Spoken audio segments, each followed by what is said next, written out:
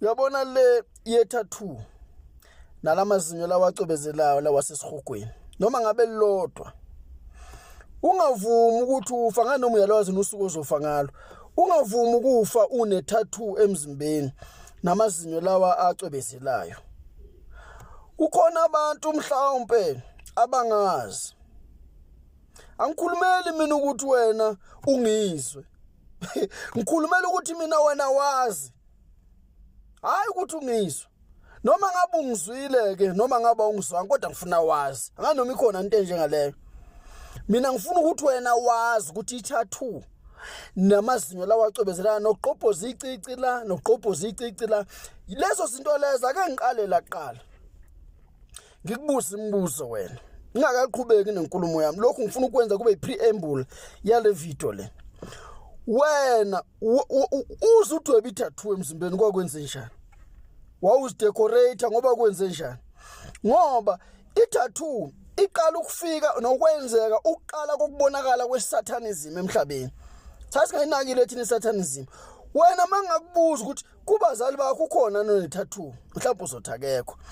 Wena i-tattoo noma amazinyo la wafakisa ukuphapha nokufuna ukuthanda ukubukwa. Ngoba ngake ngenza isibonelo ngelinye ilanga. Awulalela.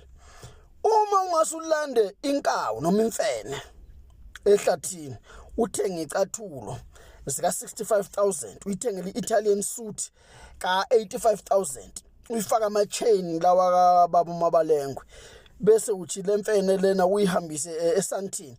Abantu bazo this is a baboon.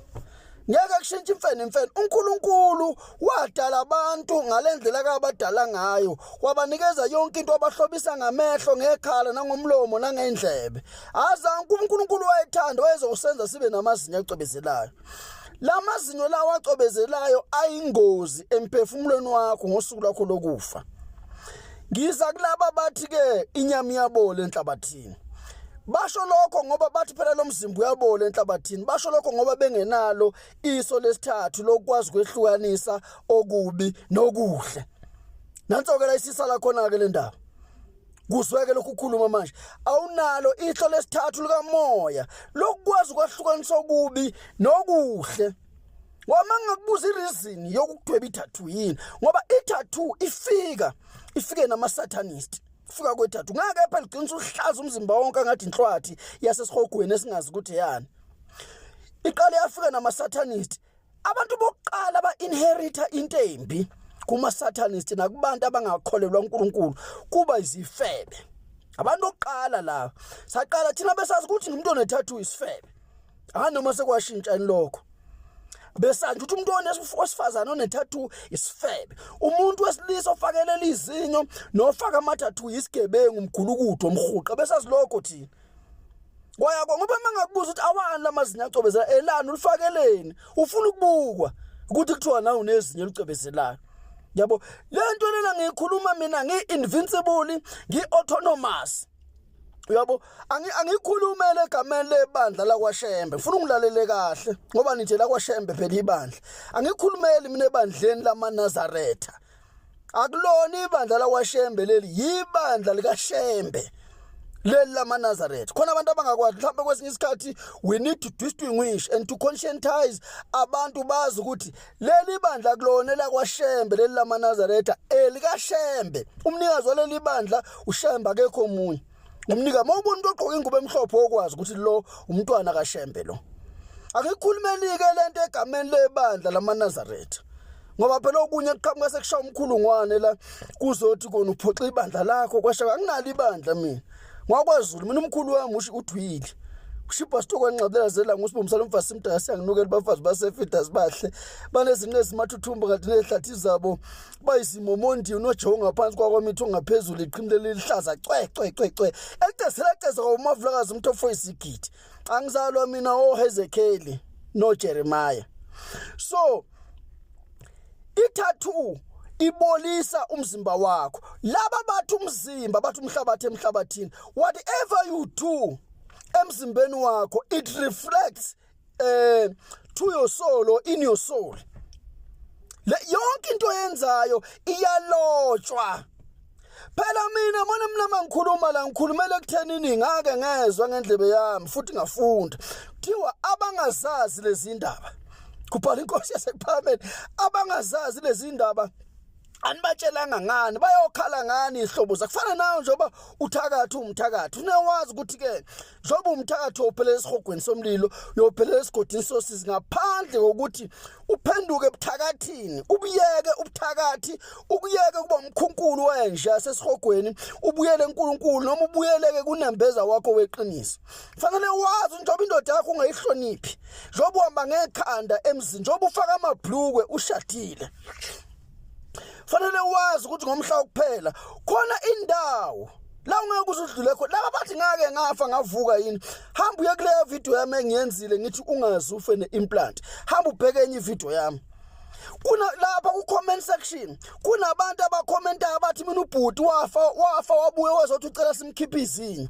mina ubani udadewethu wafa wathi ucela simsusa i-tattoo manje wena ngoba awunalo ihlo lesithathu nanke kubulalana nanokuthi utshela ukuthi uyazi kanti awazi ukuthi awazi kunezinto ezefebe ngoba isifebe into esesihogweni kunezinto ezenziwa abantu ngoba bephapha njengawe nje wawuphapha ayikho into oyidobela umzimba ukuphapha noqina mhlawumbe nemfebo mhlawumbe nokuba yipervert yileyo nto ke yakwenza ukuthi udwebe umzimba uNkulunkulu angifuna ukukhuluma ngeBhayibheli ngoba iBhayibheli livusa ifutile debate ngoba kunabantu abazalwa vele babantu nje abaphikisana mhlawumbe nawo baphikwa oyise nonina noma baphikwa oyise mhlawumbe salo I do not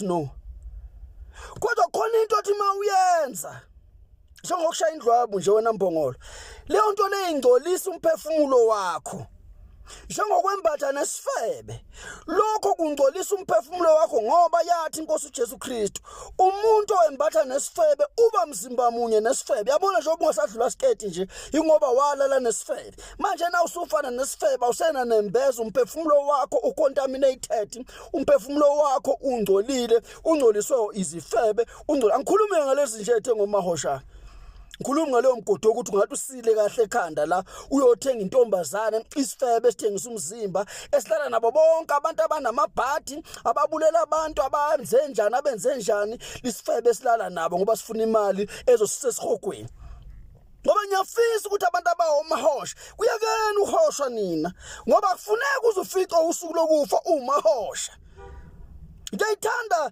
enye indaba ethi ke obuyisisoni ekwedukeni kwaso uyosibekelwa izono zakhe eziningi sasikhulumela lokho thina nokuthi nazi ukuthi uzoyeka noma uzoqhubeka ne-tattoo namazinyo akho lawa sesihogweni okwakho lokho it is none of my business mina ngikutshelela ukuthi wazi kusungathi mawufa uthi ngangingazi lokho engikutshelela khona ngoba bathu wakwakhuluma owavela singakaveli wathi uma wake walala nomlungu wena umuntu omnyama wathi funa abanye abawu19 bebe u20 ukuze ungasho ukuthi mawusulahla esigodini sosizi uthi wena ngawo sikole uNkulunkulu usungaze ungilahlela umlungu oyedwa abelungu mele belelane bodwa nje ngoba banesikhumba sabo namabhunu namandiya awunalo ilungelo lokulala nendiya wena mawuphila kushiwa yimi lokho mina ngwakuboka Shaka mina ngwakuboka Mdlokombane mina ngwakuboka Senza ngakhona ngwakubo Jama mina ngwakubo wamakhosi aKwaZulu onke ngwabiza ngamagama ngoba wakithi futhi angokhulukhulwana bami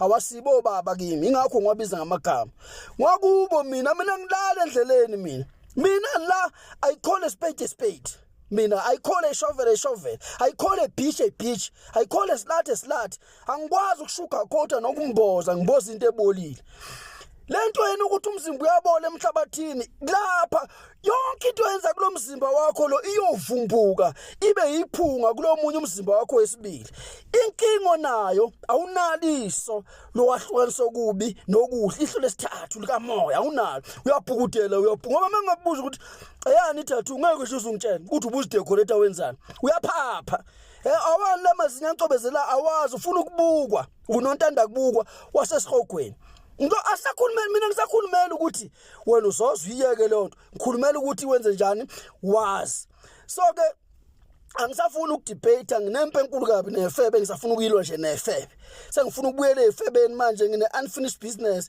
ndefebe ngisafuna ukuqhubeka la ngagcina khona kodwa wena ngifuna ukutshela khipha lo dodo semasinyeni ususithathu ungakafi.